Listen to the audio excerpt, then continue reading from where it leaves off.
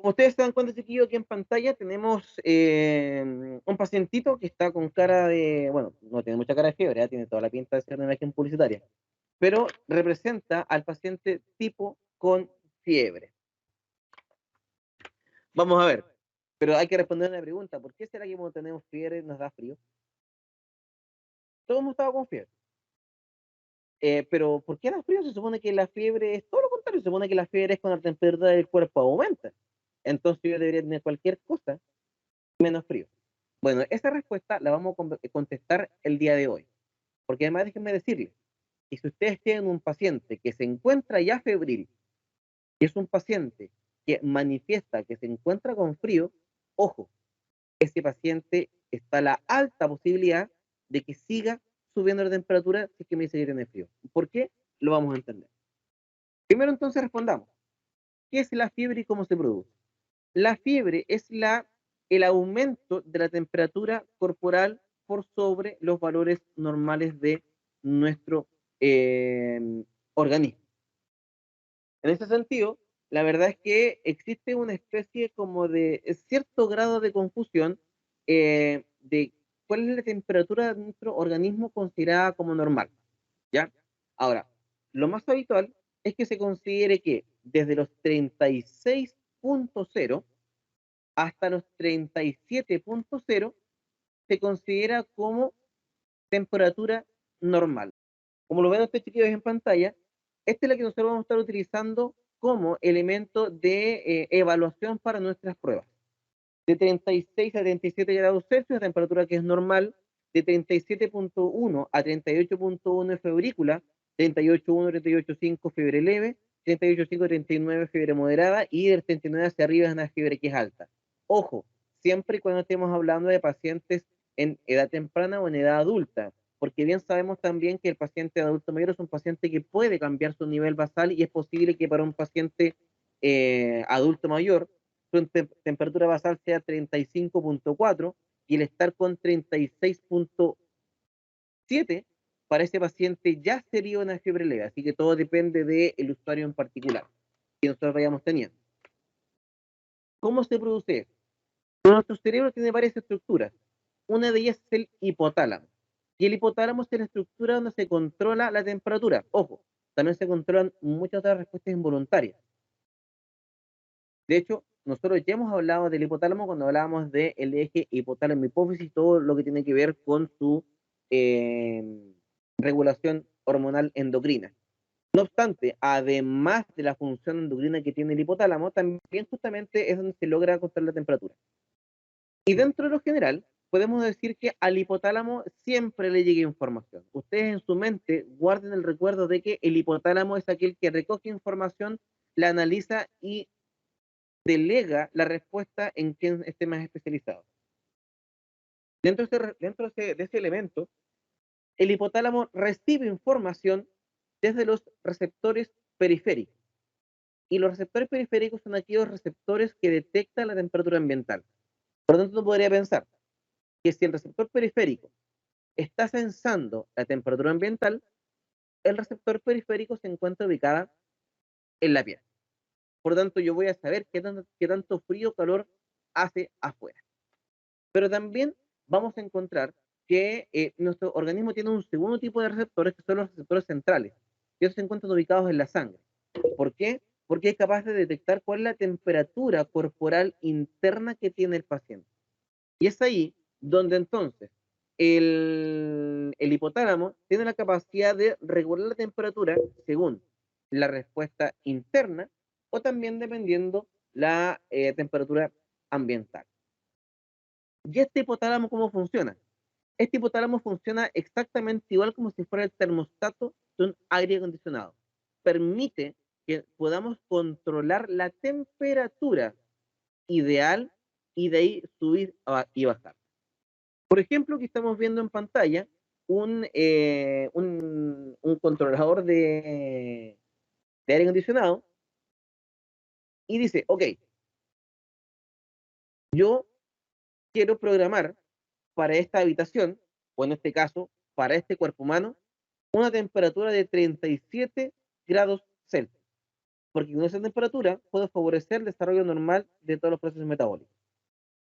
Y es ahí donde el hipotálamo dice, ok, yo quiero llegar a 37. ¿Qué temperaturas hay actualmente? 37. Por tanto, no va a hacer ningún tipo de cambio, solamente mantener la temperatura del paciente. Pero hay ciertas situaciones que hacen que ese valor, comillas, de temperatura ideal pueda verse modificado por diferentes factores. Vamos a ver lo siguiente. Esos factores que pueden estar modificando la temperatura ideal del cuerpo se llaman los pirógenos. Quédense con eso. Entonces, cuando les digo chiquillos, que es un pirógeno, es una sustancia que estimula a que el hipotálamo incremente la temperatura ideal. En este caso, como estamos viendo, como la temperatura ideal es 37 grados Celsius y mi cuerpo tiene actualmente 37 grados Celsius, no hay nada que hacer. Sin embargo, si hay un pirógeno, una sustancia que ya vamos a conocer, que le dice al hipotálamo, la temperatura que el cuerpo debe tener son 39 grados Celsius. Y actualmente estamos con 37 grados Celsius. ¿Cómo creen ustedes que el paciente se va a sentir si su cuerpo tiene una temperatura de 37, pero ahora el hipotálamo quiere llegar a 39? ¿Qué va a sentir el paciente? ¿Va a sentir frío o calor? Por lo tanto, como nuestro cuerpo le están diciendo, oye, tú tienes que llegar hasta 39 y tengo ahora 37, mi cuerpo está más frío de lo que se supone que debería estar. Entonces es por eso que existe sensación de frío. ¿Esto qué quiere decir? Quiere decir que si tengo un paciente que manifiesta tener frío en el episodio de fiebre, hay que tener harta atención, porque en ese paciente la temperatura va a seguir subiendo hasta alcanzar su valor ideal. Es por eso que yo recién les comentaba, si un paciente tiene frío, hay que prepararse, porque la temperatura va a seguir subiendo. ¿Hasta cuándo va a subir? La temperatura corporal del paciente va a subir hasta que alcance la temperatura ideal. Y recuerden que esta temperatura ideal está guiada por el hipotálamo. Y recuerden que el hipotálamo puede recibir mensajes de pirógeno. Ahora, chiquillos, una vez que ya nos pusimos de acuerdo que los pirógenos obligan a que el hipotálamo suba la temperatura, digamos que objetivo de nuestro organismo, ¿qué creen ustedes que puede oficiar, muchachos, como alguna sustancia pirógena? Hagan un pequeño recordatorio y vuelvan a la clase de inflamación. Recuerden que en la clase de inflamación había una parte donde había un tejido dañado y aparecían varios factores que llevaban de un lado a otro. Un pequeño recordatorio. Se producía el daño en el tejido, sea cual sea, se daba entonces una señal de alerta a través de unos mediadores. Esos mediadores, ¿qué es lo que hacían? Hacían que se dispararan la histamina. La histamina abría el camino para que pasaran los glóbulos blancos. Los glóbulos blancos llegaban al tejido. Una vez que el glóbulo blanco llegaba al tejido, recién se producía la liberación de los factores proinflamatorios. Por lo tanto, en términos muy generales, vamos a decir que vamos a estimular el hipotálamo y van a ser un pirógeno todas aquellas estructuras asociadas a la respuesta inmune, como lo son, por ejemplo, las interleuquinas 1. La interleuquina 1 es una citoquina producida por un macrófago. Es una citoquina, es un mensaje que el macrófago genera. Si ustedes están con el chiquillo acá, dice acá, citoquina producida por macrófagos activados. ¿Quién es un macrófago activado? Un macrófago que gracias a la histamina logró cruzar hasta el tejido dañado y ahora en este rato ese macrófago está luchando contra la infección, contra la lesión, contra el traumatismo o el estrés. Por lo tanto, vamos a decir que la citoquina se va a producir cuando el macrófago ya está trabajando. Y el macrófago está trabajando cuando se enfrenta, por supuesto, a el tejido que se encuentra dañado. Además, también vamos a encontrar que hay otros elementos pirógenos tales como son las interleuquinas 6, el factor de necrosis tumoral y también el interferón. Si ustedes se dan cuenta, en todas partes de estos cuadritos aparece que son citoquinas o son glucoproteínas que aparecen por respuesta al sistema inmune cuando el sistema inmune ya está haciendo algún tipo de trabajo. Fíjense, la interleuquina 6 se, eh, se produce también por efecto de los macrófagos. Las citoquinas también por parte del sistema inmune cuando tengo cuadros de apoptosis, es decir, de muerte celular. Además, también podemos observar que aparece el interferón, también producido por linfocitos, por macrófagos y por los natural killer, que son un tipo de específico de glóbulo blanco que le encanta poder matar virus y bacterias. Entonces, lo que les estoy comentando ahora es lo que está acá. Entonces, nosotros cuando indicamos que existe algún tipo de tejido dañado, fíjense que se activan los mediadores como la histamina, el leucotrieno B y permite la diapédesis, es decir, que el glóbulo blanco pase desde el vaso sanguíneo hasta el tejido dañado. Y una vez que el glóbulo blanco ya está en el tejido dañado, desde este momento aparecen entonces las quininas y la interleuquina 1, 6 y el factor de necrosis tumoral. Son exactamente estos mismos. Estos que están acá son los mismísimos que habían sido mencionados en la clase anterior. Esto quiere decir, insisto, que no es que el patógeno haga que aumente la temperatura, sino que el patógeno es detectado, los glóbulos blancos llegan al tejido reparado, y una vez que el glóbulo blanco se encuentra en el tejido dañado y lo está reparando, durante el proceso de reparación del tejido, entonces que se liberan las interleuquinas y el factor de necrosis tumoral que entonces funciona como pirógeno. Porque después de estas cosas que están acá, se van a la sangre, viajan hasta el hipotálamo y el hipotálamo entonces eleva el valor esperado de temperatura. ¿Y esto cómo ocurre? ¿Cómo es que el pirógeno le entrega este mensaje al hipotálamo para que suba la temperatura? El pirógeno lo que hace es estimular el aumento de las prostaglandinas. Y la prostaglandina a su vez es también un mediador de inflamación.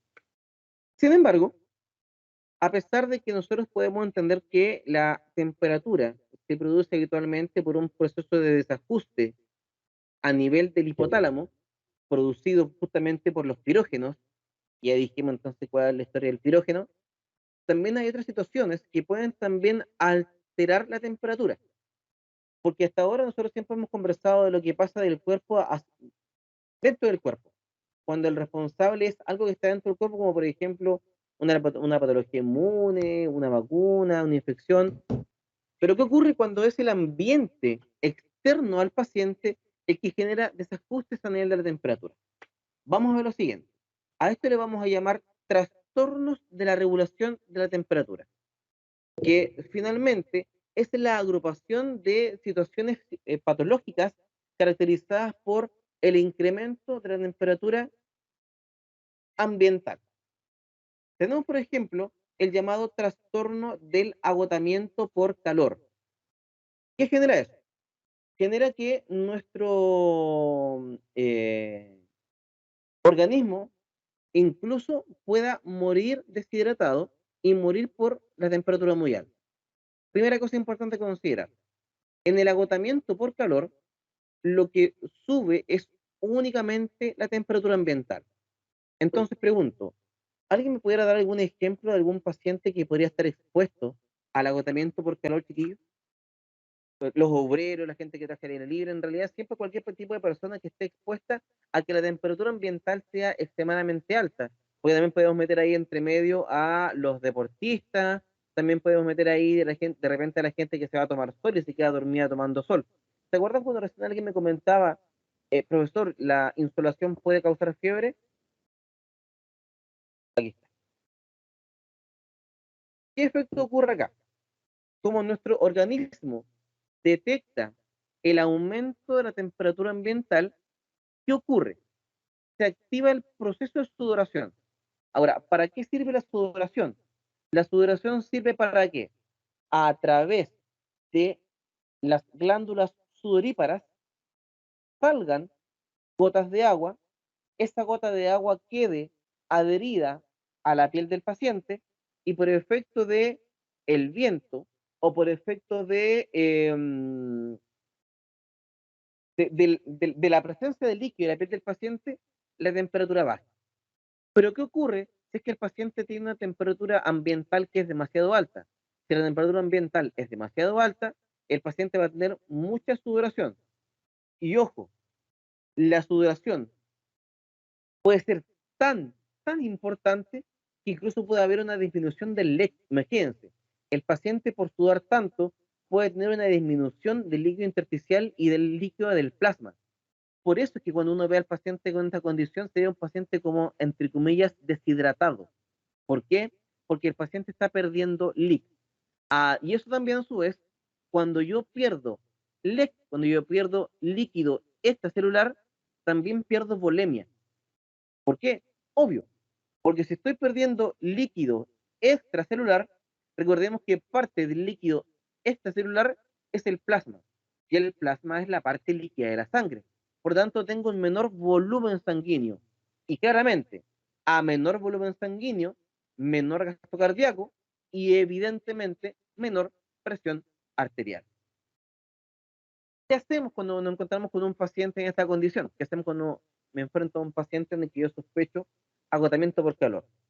Primero, por supuesto, poner algún tipo de ventilador o algo que permita bajar la temperatura ambiental. Porque claro, si sabemos que el factor causante de esto es la temperatura ambiental muy alta, vamos a buscar los métodos para bajar la temperatura ambiental. Abra las ventanas, abra las cortinas, las puertas, lo que sea, pero tenemos que permitir que el calor ambiental se vaya disipando. Evidentemente también, la limitación de líquidos. Si tengo un paciente que está plenamente consciente, lúcido, orientado en tiempo y espacio, o al menos es un paciente que tiene un control de ilusión mantenido o lo tiene, démosle por agua. Pero, ¿qué harían ustedes, chiquillos, en caso de que tuvieran un paciente que está como inconsciente, un paciente que ustedes lo miran y está así, como con un sonido como si fuera un ronquido? Probablemente ustedes están pensando, uy, aquí lo que es el profe, parece loco, pero ojo, a los pacientes que están con alteración de conciencia, de verdad, ¿le darían ustedes, chiquillos, agua por poco a ese paciente? Cambiar la forma en que el líquido entra al cuerpo del paciente lo vamos a dar entonces a través de una fleoclisis o un catéter periférico. Si yo sé que el paciente se me puede ahogar con el agua, porque puede aspirar, evidentemente voy a cambiar la vía de administración a través de una vía que sea endovenosa. Listo. Ahora, compresas frías. ¿Dónde deberíamos poner compresas frías? O sea, si yo tuviera la posibilidad de meter al paciente completo en una tina con hielo, lo hago. Pero esa posibilidad, desgraciadamente, en los hospitales públicos no existe. Y hay que usar compresas frías. ¿En qué parte del cuerpo, chiquillo, ustedes le ponen compresas frías al paciente? Lo importante es que nosotros tengamos la posibilidad de darle al paciente o dejar las compresas frías en lugares donde haya una mayor circulación de sangre y también lo otro, donde nosotros nos encontremos con la sangre de manera más superficial. Y para eso están la cara contraria de las articulaciones. Una de ellas puede ser, por ejemplo, la nuca. Otra también es el nivel del abdomen. Pero también puedo poner bajo las axilas, en la cara anterior de, eh, del brazo, es decir, como en el codo, adelante en el pliegue, también lo puedo poner en la cara posterior de la rodilla, en los tobillos y en los pies. Porque, insisto, ahí se encuentra la mayor cantidad de vasos sanguíneos bien superficiales que permiten entonces literalmente ir enfriando la sangre del paciente. ¿Y por qué al paciente le vamos a elevar los pies un poquitito? Muy bien, dejamos al paciente en Trendelenburg. ¿Y por qué será que tenemos que dejar al paciente en Trendelenburg? La respuesta correcta tiene que ver con hay un mejor retorno venoso, porque recuerden que el paciente perdió mucho LEC, y si el paciente perdió mucho LEC tiene menos volemia, y si la volemia está más baja, entonces tengo menor presión arterial, y si tengo menor presión arterial, tengo menor flujo de sangre hacia los pulmones, corazón y cerebro. Por lo tanto, para poder facilitar que la sangre llegue de mejor manera hasta el corazón, pulmones y cerebro, dejo al paciente de tal manera en que la sangre empiece a, por gravedad, caer más fácilmente hacia la zona que es prioritaria. Porque si me dicen, elige, ¿dónde quieres tener la sangre? ¿En los pies o en el cerebro? Yo lejos, lejos, lejos, evito, elijo, por supuesto, tener una mayor cantidad de sangre en el cerebro, pues entonces que dejamos al paciente en posición Trendelenburg. También tenemos otro trastorno de la temperatura que es el golpe de calor. Y el golpe de calor se da cuando tengo un paciente en que tiene una temperatura ambiental que es muy alta, que empieza a afectar el organismo del paciente, pero el calor que el paciente recibe es tanto que incluso lo mismo, no logra disipar y no logra liberar todo ese calor. Por ejemplo, podría ser alguien que está expuesto a una temperatura muy alta dentro de una bodega y el calor no se arranca. Significa entonces que el calor está siempre ahí. Y el cuerpo del paciente va a estar siempre recibiendo el calor, pero va a llegar el momento en que el organismo del paciente no va a ser capaz de buscar mecanismos para compensar o bajar la temperatura. Por lo tanto, uno podría pensar que el agotamiento por calor y el golpe de calor son menos similares, pero cuando pasamos al golpe de calor, ya hablamos de un organismo que no es capaz de defenderse por sí solo ante la temperatura y es un paciente que va a tener probablemente sí o sí daño a nivel de los tejidos. ¿Qué daño? Va a depender, por supuesto, de la cantidad de volumen que pierda. Si el paciente sudó mucho, deja de disipar calor y tiene una volemia muy baja, y esta baja volemia le causa una hipoxia, y esa hipoxia le causa necrosis, sabemos entonces que la respuesta va a ser una necrosis. Pero también, si el cuerpo del paciente aumenta tanto de temperatura y este aumento de la temperatura modifica el funcionamiento normal de las células de nuestro cuerpo, también lo mismo sería entonces un tejido que está dañado. Pero no es solamente eso, ¿eh? No es solamente lo que hemos hablado nosotros hasta ahora, porque también hay otros cuadros caracterizados por fiebre en los pacientes dentro de los trastornos de la regulación. Primero hablamos de la hipertermia. Cuando hablamos de hipertermia me refiero al aumento de la temperatura del cuerpo. ¿Cuáles son las causales? Perdón, ¿cuál es la respuesta que nosotros podemos observar en el paciente? Cuando hay hipertermia, cuando hay fiebre, yo tengo el aumento del metabolismo basal. Además también, si yo tengo un metabolismo que es más rápido, estoy gastando más ATP. ¿Y el ATP de dónde aparece? Aparece el oxígeno. Por lo tanto, a mayor metabolismo basal, también mayor consumo de oxígeno. Además, también hay una mayor producción de calor por parte del músculo esquelético. Y todo eso entonces supone el aumento de la temperatura corporal. ¿Y cuáles son las causas de la hipertermia?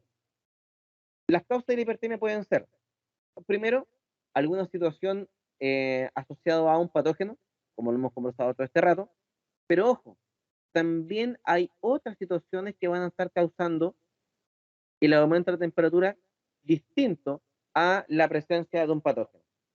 Por ejemplo, están las hipertermias por neurolépticos. Tienen que saber ustedes que los medicamentos ansiolíticos, los medicamentos neurolépticos y los medicamentos antidepresivos pueden causar desajuste hipotalámico. Y este desajuste hipotalámico puede a su vez llevar a una elevación de la temperatura ideal del hipotálamo, por tanto la temperatura del cuerpo va a seguir estando siempre en alza, lo que también puede generar el aumento del metabolismo basal, el aumento del consumo de oxígeno y una mayor producción de calor por parte del músculo esquelético. Entonces, yo perfectamente les podría poner, tengo un paciente que tiene tal cosa, tal cosa, tal cosa, tal cosa, y toma tal medicamento y tiene fiebre. ¿Cuál es el causal de lo que tiene el paciente? O cómo se llamaría si la fiebre es causada por el consumo de ansiolíticos. Entonces, usted tiene que poner hipertermia por neurolépticos, ya para que vayan más o menos sabiendo cuáles son las preguntas que voy a estar haciendo en la evaluación. Además, también tenemos otro tipo de hipertermia, que es la llamada hipertermia maligna. A ver, todas las enfermedades, a mi parecer, tienen algún grado de gravedad, en el sentido de que alguna patología, por muy sencilla que sea, puede evolucionar de mala manera y termina matando al paciente, o termina haciendo mucho daño. pero ninguna de ellas tiene un nombre así como el trastorno que mata pacientes. Este no, este 750 dice que no. Acá hay una cuestión que se llama hipertermia maligna, ya de nombre mete miedo. ¿Por qué? Porque la hipertermia maligna es un tipo de hipertermia caracterizada y que se da principalmente en los servicios de pabellón, porque está asociado a la presencia de gases anestéticos inhalatorios. El tema está en que el paciente que tiene una hipertermia maligna es un paciente que tiene no más que un par de minutos para recibir el medicamento que es el antídoto. No un día, no un tarde, un par de minutos. Porque cuando esto ocurre, la temperatura del paciente comienza a subir tanto que puede alcanzar fácilmente los 41, 42 o 43 grados Celsius, a un paciente que maneja habitualmente 37, lo que va a significar literalmente el daño permanente a los tejidos. Lo más suave que le va a pasar al paciente va a ser una convulsión. Lo más suave. También es posible que encontremos hipertermia en caso de pacientes con endocrinopatías, como por ejemplo la tormenta tiroidea, también conocida como la tirotoxicosis, que es una patología caracterizada porque el paciente tiene el incremento de la liberación de T3 y T4. Recuerden que T3 y T4 son aquellas que facilitan los procesos metabólicos del cuerpo, así que si tengo un paciente que tiene un hipertiroidismo muy alto, genera mucha T3 y T4, estimula mucho a las células porque apura la reacción química y a mayor reacción química, mayor liberación de calor, que se traduce entonces como el paciente con hipertermia. Y además también finalmente tenemos que otra causal de hipertermia puede ser los pacientes con lesiones del sistema nervioso central, como se los comentaba recién. Por ejemplo, pacientes con estatus epilépticos. Si tengo un paciente que tiene, por ejemplo, el foco epiléptico a nivel del lugar del control de la temperatura, evidentemente va a ser un estímulo para que el paciente pueda tener un cuadro febril. También, por ejemplo, pacientes con ACV, con accidentes cerebrovasculares, donde si el lugar de pérdida de irrigación de la sangre es justo el asociado a la respuesta a la temperatura, claramente entonces el paciente puede tener un incremento de la temperatura. Ahora, si todo este rato hemos hablado de que la temperatura se controla a nivel del hipotálamo, si tengo un paciente que tiene una lesión a nivel del hipotálamo, claramente la que también se va a ver afectada va a ser la temperatura de nuestro paciente. Bueno, ahí una pequeña repasada de farmacología, un medicamento que no vimos el primer semestre porque no había dónde meterlo, que era el dantroleno. Para que ustedes sepan, el dantroleno es el único medicamento efectivo para la hipertermia maligna. Y recordemos que la hipertermia maligna se da por los gases anestésicos inhalatorios de manera muy frecuente.